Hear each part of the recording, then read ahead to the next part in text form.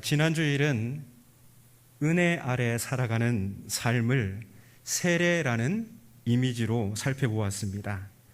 그래서 은혜 아래 살아가는 삶이란 예수와 함께 죽고 예수와 함께 살아가는 삶이라고 했습니다. 예수와 함께 죽는다는 것은 죄에게 순종하던 옛사람이 죽는 것이고, 예수와 함께 산다는 것은 하나님께 순종하는 새 사람, 새 생명으로 사는 것입니다. 오늘 본문은 은혜 아래 살아가는 삶을 종으로 표현하고 있습니다. 종하면 어떤 기분이 드십니까? 누가 나보고 너 나의 종이야 하면 기분이 어떨까요? 기분이 나쁘겠죠. 지금은 종이라는 말을 쓰지 않습니다. 인권을 중시하는 현대 사회에서 종이라는 말은 적절하지가 않습니다. 하지만 오늘날에도 종은 을이라든지 비정규직이라는 모양으로 여전히 존재하고 있죠. 종은 주인의 관대함에 따라 운명이 좌우됩니다. 그와 같이 을 또는 비정규직은 윗사람의 관대함에 따라 시비가 엇갈리게 되죠. 그래서 늘 불안을 안고 살아갑니다. 내일을 보장할 수 없기에 하고 싶은 말이 있어도 꾹 참고 인내해야 합니다. 그래서 종, 을, 비정규직으로 산다는 것은 행동의 주체로 내 삶을 살기보다 남의 기분에 맞춰 남의 삶을 살 수밖에 없습니다. 기성세대는 이러한 사실을 경험으로 잘 알고 있습니다. 그래서 나는 고생했지만 내 자식들만은 내가 당한 을의 서러움을 당하지 않기를 바라면서 그렇게 길을 써서 공부시키는 것이죠. 이처럼 종의 이미지는 우리에게 그다지 달갑지 않습니다. 기왕이면 주인이 좋고 갑이 좋고 정규직이 좋습니다. 그래야 우리는 행동의 주체로서 내 삶을 살 수 있고 보다 안정감 있는 삶을 영위할 수 있기 때문입니다. 하지만 오늘 본문을 보면 인간은 본질적인 의미에서 자율적인 존재가 아니라고 합니다. 자율적인 존재가 아니다. 무슨 의미일까요? 인간은 스스로 주인일 수 없다는 말입니다. 본문 16절을 함께 읽겠습니다. 16절입니다. 시작. 너희 자신을 종으로 내주어 누구에게 순종하든지 그 순종함을 받는 자의 종이 되는 줄을 너희가 알지 못하느냐? 혹은 죄의 종으로 사망에 이르고 혹은 순종의 종으로 의에 이르느니라. 아멘. 이 말씀에 보면 두 가지 종의 모습이 있습니다. 죄의 종과 의의 종, 순종의 종입니다. 그리고 본문에는 순종의 종과 비슷한 다른 표현들이 있는데요. 18절, 19절에 보면 의의 종, 그리고 22절에 하나님의 종이 바로 그것입니다. 순종의 종, 의의 종, 하나님의 종. 이 세 개를 따로 구분해서 보는 것은 큰 의미가 없습니다. 다만 이 셋은 하나님의 종 혹은 그리스도의 종으로 수렴될 수 있습니다. 그래서 오늘 본문에 나타나는 두 부류의 종은 죄의 종과 하나님의 종으로 정리됩니다. 바울이 본문을 통해 강조하듯이 우리가 사회적 위치에서 주인, 갑, 정규직에 있다 하더라도 본질적으로 인간은 죄 혹은 하나님이라는 더 큰 세력에 종속된 존재입니다. 즉 인간은 죄의 종이든 하나님의 종이든 둘 중 하나입니다. 내가 어느 하나의 힘으로부터 벗어난다고 해서 내가 주인이 될 수는 없습니다. 내가 또 다른 세력을 형성해서 주인 노릇할 수 없다는 거죠. 하나님으로부터 벗어나면 죄에게 종속되어 죄의 종으로 살아가는 것이고, 죄로부터 벗어나면 하나님의 종으로, 하나님께 종속되어 하나님의 종으로 살아가는 것입니다. 그래서 우리는 죄의 세력에 순종을 바쳐 죄의 종이 될 수도 있고, 하나님께 순종을 바쳐 하나님의 종이 될 수도 있습니다. 그런데 이런 두 주인 사이에 현실적 결단이 중대한 것은 여기에 우리의 궁극적 미래가 달려있기 때문입니다. 우리가 죄의 종이라면 사망의 결과에 직면하게 될 것입니다. 반대로 우리가 순종의 종이라면 의로움이라는 결과를 얻을 것입니다. 물론 이 의로움의 궁극적 결과는 사망의 반대인 영생입니다. 원칙적으로 우리 앞에는 두 가지 가능성이 놓여 있습니다. 죄의 종으로 사망에 이르거나, 혹은 하나님께 순종하는 순종의 종으로 영생에 이릅니다. 그래서 오늘 우리의 삶은 여기서 끝나는 것이 아니라 저 영원과 미래와 잇따라 있는 것입니다. 바울은 순종 없는 주인 교체는 없다고 합니다. 죄에 머물러 있으면서 하나님이 종이 되는 묘책은 존재하지 않습니다. 하나님의 종은 하나님의 종이라고 생각하거나 혹은 고백하는 사람이 아니라 실제로 하나님께 순종하는 사람입니다. 의의 종, 곧 하나님의 종들이 순종으로 맺는 열매는 거룩함이죠. 그리고 이 거룩함의 마지막 결과가 영생인 것입니다. 많은 사람들이 믿음으로 이미 구원을 받았다고 확신합니다. 그래서 죄를 지어도 그것은 구원과 직접적인 관계가 없다고 생각합니다. 구원은 이미 따놓은 당상이고, 이 땅에서의 삶은 훗날 하늘의 상을 크게 받느냐 혹은 작게 받느냐 차이 정도로만 생각합니다. 하지만 바울은 구원을 미래의 일로 못 박습니다. 오늘 여기에서 내 지체를 누구에게 종으로 내주느냐에 따라 미래의 결과가 달라진다고 합니다. 바울이 은혜 아래 살아가는 삶을 설명할 때 종이라는 은유를 사용한 것은 은혜가 방종과는 상관이 없다는 겁니다. 방종이 무엇입니까? 방목할 때 그냥 풀어놓는 거잖아요. 종, 늘어질 종이에요. 아무렇게나 살아가는 거죠. 은혜는 그거와 상관이 없다는 겁니다. 종에게는 순종만이 있습니다.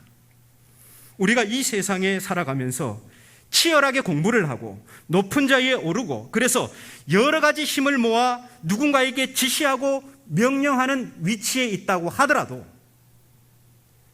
우리는 본질적으로 죄의 종이거나 하나님의 종이거나 둘 중 하나입니다. 그러면 우리는 누구의 종입니까? 우리는 은혜 아래 살아갑니다. 은혜 아래 살아간다는 것은 은혜의 선물이신 예수 그리스도의 다스림에 순종하며 살아가는 것입니다. 그래서 우리는 예수 그리스도의 종입니다. 하지만 우리는 여전히 죽을 몸 안에서 살아가기 때문에 예수 그리스도의 종이면서도 죄의 종 행세를 할 충동과 힘을 가지고 있습니다. 아직도 우리의 육신은 연약합니다. 그래서 바울은 현실적 본면을 아끼지 않는데요, 19절을 함께 읽어보겠습니다. 19절입니다. 시작. 너희 육신이 연약함으로 내가 사람의 예대로 말하노니 전에 너희가 너희 지체를 부정과 불법에 내주어 불법에 이른 것 같이 이제는 너희 지체를 의에게 종으로 내주어 거룩함에 이르라. 아멘. 제가 읽다가 반복적인 단어에서 제가 힘을 주어서 말을 했는데 혹시 느끼셨습니까? 제가 내주어 할 때 힘을 줘서 말했습니다. 이 내주어라는 말은 현실적 결단을 강조하는 표현입니다. 구원이란 가만히 있어도 저절로 이루어지는 것이 아니라는 것이죠. 과거 우리가 우리 지체를 부정과 불법에 내주어 불법에 이르렀다면 이제는 은혜의 통치 아래 있으니 우리 지체를 의에게 종으로 내주어 거룩함에 이르라고 합니다. 그래서 현실적 결단이 중요합니다.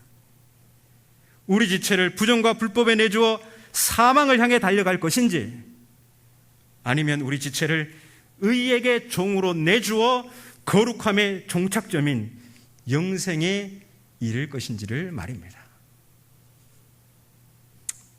인간의 마음에는 순종의 마음과 불순종의 마음이 공존하고 있습니다. 인간은 자신이 궁극이라고 생각하는 것에는 순종할 마음이 있지만 나머지에 대해서는 기분에 따라 달라집니다. 여러분, 궁극이 무엇입니까? 궁극은 덜 중요한 것 빼고 남은 나머지 하나를 궁극이라고 합니다. 우리에게 어떤 궁극이 있다면 나머지는 부차적인 것이 됩니다. 그래서 궁극은 우리가 섬기는 주인이라고 할 수 있습니다. 예수 그리스도를 궁극으로 믿고 따르는 사람은 오직 순종밖에 없습니다. 순종이 기분에 따라 달라지는 것은 예수 그리스도를 부차적인 것으로 생각하기 때문입니다. 우리 신앙의 영적 무기력의 원인이 바로 여기에 있습니다. 사람들은 영적 권태감, 영적 무기력이 찾아올 때 영적 충만 혹은 영적 공급이 필요하다고 합니다.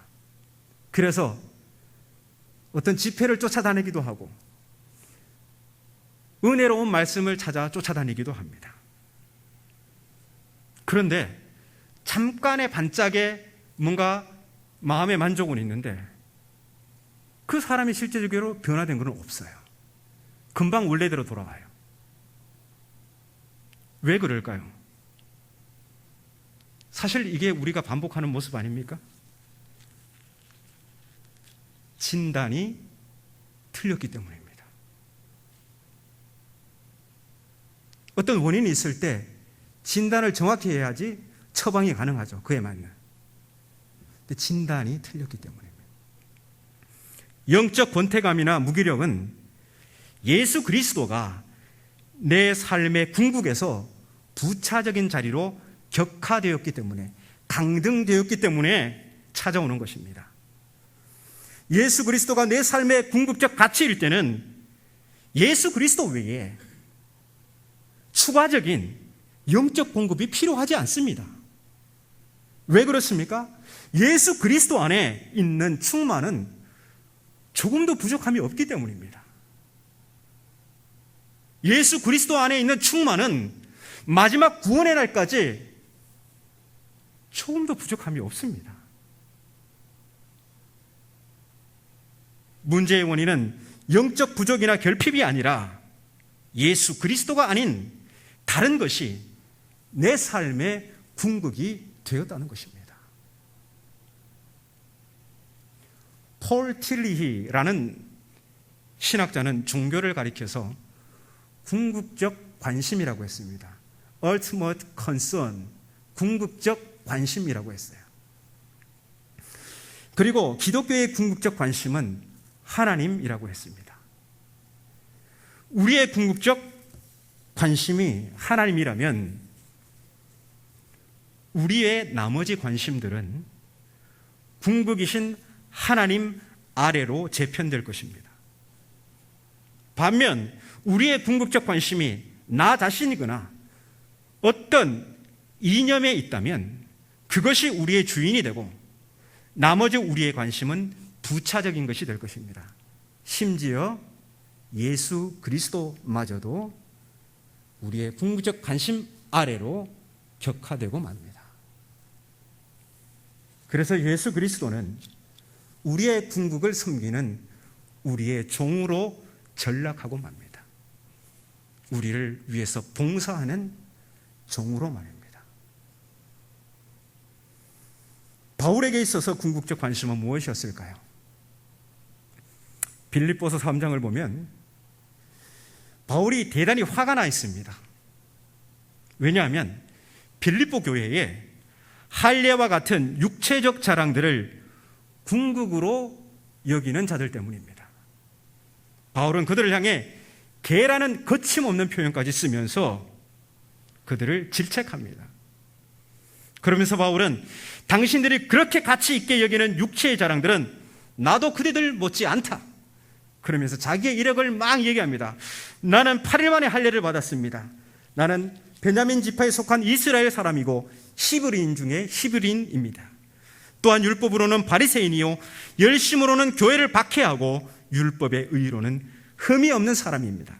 하지만 나는 나의 과거 궁극으로 여기던 이런 육체의 자랑들을 이제는 다 해로운 것으로 여깁니다. 왜냐하면 내 주 그리스도 예수를 아는 지식이 가장 고상하기 때문입니다. 바울의 궁극적 관심은 주 예수 그리스도를 아는 것입니다. 그래서 그는 예수님을 만나기 전 그의 화려한 유대적 이력들을 배설물로 여깁니다. 배설물로 여긴다는 것은 폐기 처분한다는 것이 아니라 궁극적 가치이신 그리스도 아래로 새롭게 질서 잡히게 한다는 것이죠. 과거에는 할례로 대표되는 유대적 배경들이 궁극이었지만 이제 그리스도 안에서 그것들은 부차적인 것이 되었습니다. 바울은 여전히 육체의 할례의 흔적이 있고 베냐민 지파에 속한 이스라엘 사람이며 히브리인 중에 히브리인이고 율법에 있어서 흠이 없는 사람입니다. 하지만 달라진 것은 더 이상 그것들이 바울의 자랑도 아니고 그의 삶을 지배하지도 않습니다. 왜 그렇습니까? 그에게 궁극은 부활하신 예수 그리스도이시며 그의 화려한 과거의 이력들은 그 궁극 아래로 자리 잡았기 때문입니다. 이런 새로운 질서 안에서 바울은 자기의 정체성을 예수 그리스도의 종으로 인식합니다. 바로 이 종됨의 정체성 안에서 바울은 모든 상황 속에서 순종을 바칩니다. 여러분, 바울 서신이나 사도행전을 읽어보십시오.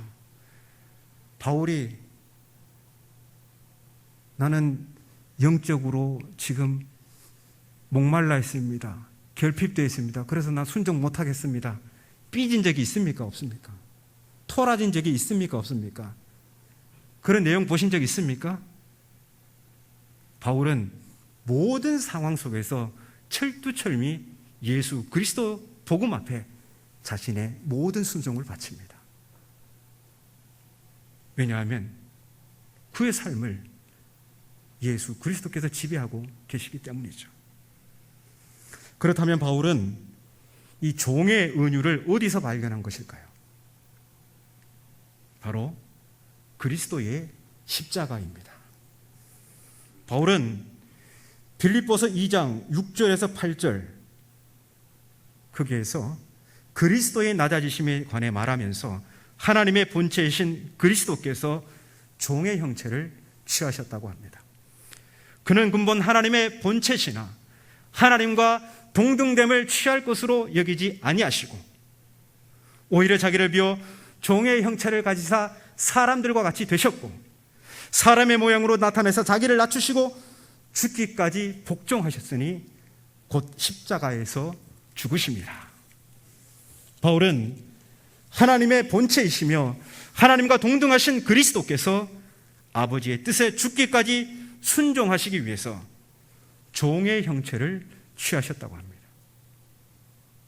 종이 되셨다는 말이죠. 바울은 왜 빌립보 교인들을 향해 종의 형체를 지니신 그리스도에 관해 말했을까요? 종의 형체를 취하시고 순종의 본을 보여주신 예수님의 낮아지신 마음을 본받도록 하기 위해서입니다. 너희 안에 이 마음을 품으라. 곧 그리스도 예수의 마음이니. 예수께서 아버지의 뜻에 순종하신 것은 종의 마음을 품었기 때문입니다. 그리고 그 종의 마음이 예수님으로 하여금 실제로 종이 되게 하셨고 또 죽기까지 순종하게 하셨습니다. 우리가 왜 하나님의 뜻에 순종하지 못합니까? 종의 마음이 없기 때문입니다. 우리가 왜 그리스도의 계명에 순종하지 못합니까? 왜 우리가 서로를 용서하지 못합니까? 내 안에 주인의 마음을 품고 있기 때문입니다. 우리에게 직분이 왜 이리도 부담스럽게 느껴집니까? 그리스도가 궁극적 가치가 아니기 때문입니다. 우리에게 왜 신앙의 요구들이 이렇게도 부당하게 보입니까? 순종하고자 하는 종의 마음이 없기 때문입니다. 즉, 은혜 아래 있지 않기 때문입니다. 아브라함 링컨이 노예를 해방하기 전 뉴올리언스의 노예 시장에서 아름다운 흑인 혼혈 소녀가 경매에 붙었습니다. 사람들은 평소처럼 입찰을 하다가 군중 속에서 들려오는 강하고 확신에 찬 목소리에 깜짝 놀랐습니다. 그 목소리의 주인공은 계속 가격을 높여 불렀고 경매는 그 사람이 $1,450에 소녀를 살 때까지 계속되었습니다. 이게 한국 돈으로 한 170여만 원 정도 되는데 그 당시 이 돈이면 매우 컸겠죠. 그 사람은 북부에서 온 사람이었는데 소녀는 그 사람의 노예가 되는 것이 너무나 싫었습니다. 다음 날 아침 그 사람은 소녀를 데려가기 위해서 찾아온 건지 아무튼 소녀의 집에 찾아왔습니다. 소녀는 슬픈 목소리로 말했습니다. 난 당신과 함께 갈 준비가 됐습니다. 그런데 그 사람은 웬 증서를 소녀에게 건네주며 이렇게 말했습니다. 아닙니다. 난 당신과 함께 가길 원치 않습니다. 나는 당신을 자유롭게 하기 위해서 당신을 산 것입니다. 이걸 보시오. 이것이 당신의 자유를 보장하는 증서입니다. 소녀는 잘 믿기지 않아서 큰 소리로 외쳤습니다. 나를 자유롭게 해주기 위해서 샀다고요? 정말 내가 자유의 몸이라고요? 정말 내가 원하는 대로 할 수 있나요?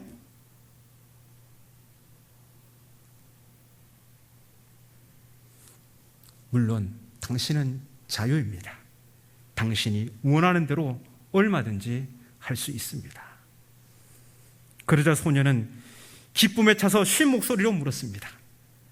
그렇다면 선생님, 남은 생애 동안은 당신을 섬길 수 있도록 저를 데려가 주십시오.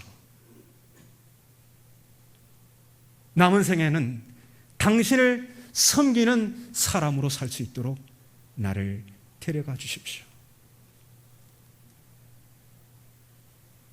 드디어 소녀는 자유로운 봉사자가 되었습니다. 그렇습니다. 예수 그리스도의 종이 되는 것은 자유로운 봉사자가 되는 것입니다. 예수 그리스도를 향한 순종은 순종할 마음이 없는데 마지못해 하는 율법주의적 순종이 아닙니다. 나를 죄에서 속량하시기 위해서 자신의 생명을 주신 예수 그리스도의 은혜에 자발적으로 기꺼이 바치는 순종입니다. 그래서 예수 그리스도의 종은 부끄러움도 수치스러움도 모욕도 아닌 자랑입니다. 종이지만 뿌듯합니다. 그래서 바울은 로마서를 시작하면서 자신을 예수 그리스도의 종이라고 소개합니다. 로마서의 가장 첫 글자가 예입니다. 예수 그리스도의 종. 빌립보서 1장 1절에는 자신을 그리스도 예수의 종으로 소개하고 디도서 1장 1절에는 하나님의 종으로 자신을 소개합니다. 은혜의 선물이신 예수 그리스도를 사랑하는 마음에 있는 사람은 스스로 예수 그리스도의 종이 되기를 자처합니다. 그 흑인 소년처럼 이제는 내가 예수 그리스도의 종으로 살겠습니다. 자처합니다. 왜냐하면 그분은 우리를 위해 자신을 주실 만큼 우리를 사랑하시고, 그리고 그 사랑이 어제도 오늘도 그리고 궁극적 구원의 날까지 변함없음을 믿기 때문입니다. 우리 주 예수 그리스도는 굴림하고 억압하고 착취하는 이 시대의 탐욕스러운 지주들과는 다르십니다. 예수님은 우리를 사랑하셔서 하늘 보좌를 버리시고 인간의 자리로 내려오셔서 종의 형체를 취하신 분이시고, 죽기까지 아버지의 뜻에 순종하심으로 우리를 죄에서 속량하셨으며, 이제 선한 일을 열심히 하는 자기 백성으로 삼아 주셨습니다. 이 은혜를 아는 사람, 그래서 은혜 아래 살아가는 사람은 자기를 예수 그리스도의 종으로 고백합니다. 그리고 예수 그리스도께 자신의 순종을 바칩니다. 바울은 스스로를 예수 그리스도의 종이라고 생각했기에 자신의 모든 유대적 이력과 인간적 관심을 그리스도 아래로 종속시킬 수 있었습니다.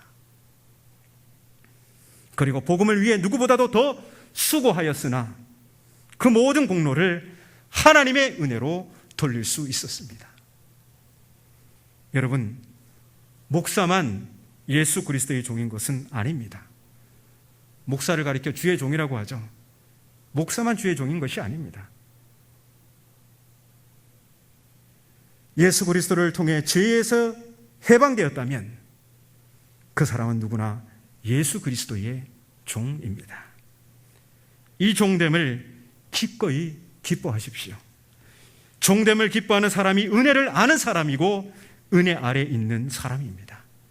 그리고 이 종됨을 기뻐하고 자랑하며 자기 지체를 그리스도께 종으로 내주는 사람이 거룩함의 열매를 맺고 그 마지막은 영생에 이르게 될 것입니다. 우리의 육신은 연약하나 하나님이 주신 은혜의 선물이신 그리스도께서, 그리고 그분의 성령께서 우리를 도우셔서 우리로 모든 상황에 순종을 바치는 당신의 종으로 살게 하실 것입니다. 우리에게 예수 그리스도 외에 더 필요한 영적 공급은 없습니다. 예수님이면 충분합니다.